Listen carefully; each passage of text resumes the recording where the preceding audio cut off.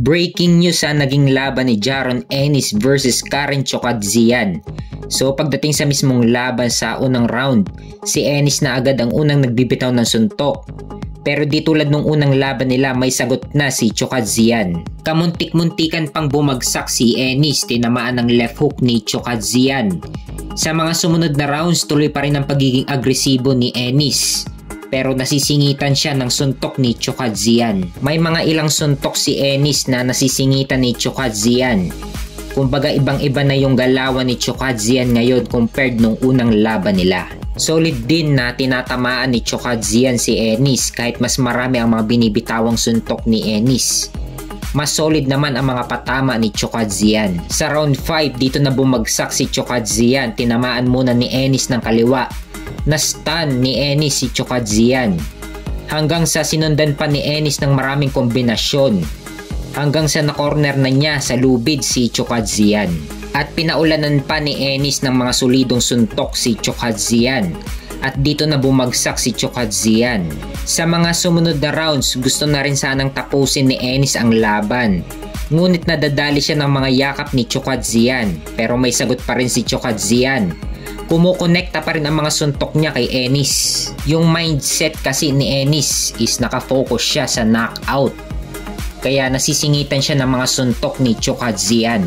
Ang ginawa kasi dito ni Chokadzian, suntok sa bayakap para hindi makaporma si Ennis. Pero dahil sa sipag bumataw ng suntok ni Ennis, nakakalamang pa rin siya sa puntos. Kapag nakakagawa ng momentum si Ennis, biglang yayakap si Chokadzian. Kaya sayang yung momentum na naiipon ni Ennis. Hanggang sa umabot na sa decision ang laban. Panalo si Jaron Boots Ennis via 12 round unanimous decision. Sa score na 119-107, 117-109, at 116-110. Na-retain ni Jaron Ennis ang kanyang IBF welterweight title.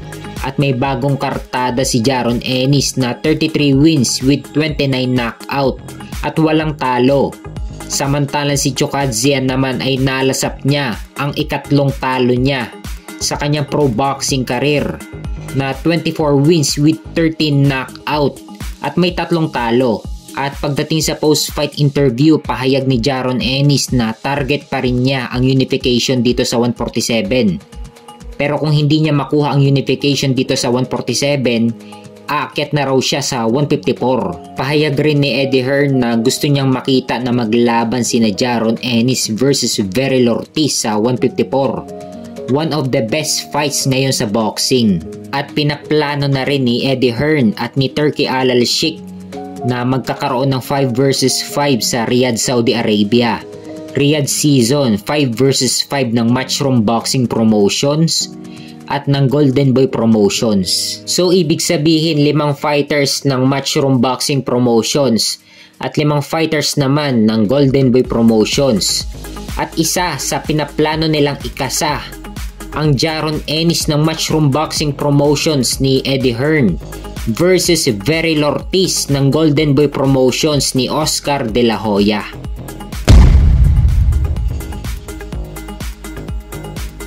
Sa kabilang banda naman, undisputed super bantamweight champion Naoya Inoue pumirma na ng sponsorship sa Riyadh season na nagkakahalaga ng 3 billion yen o $19.7 million.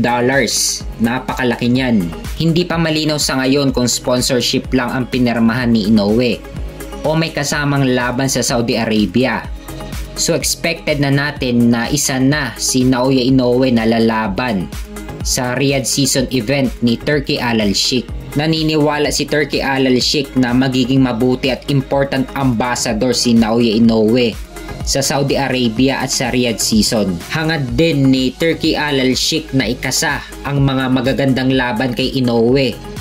Mamimili siya ng mga top fighters sa 126, 130 at 135. Sa 135, maraming magagandang laban dyan para kay Inoue.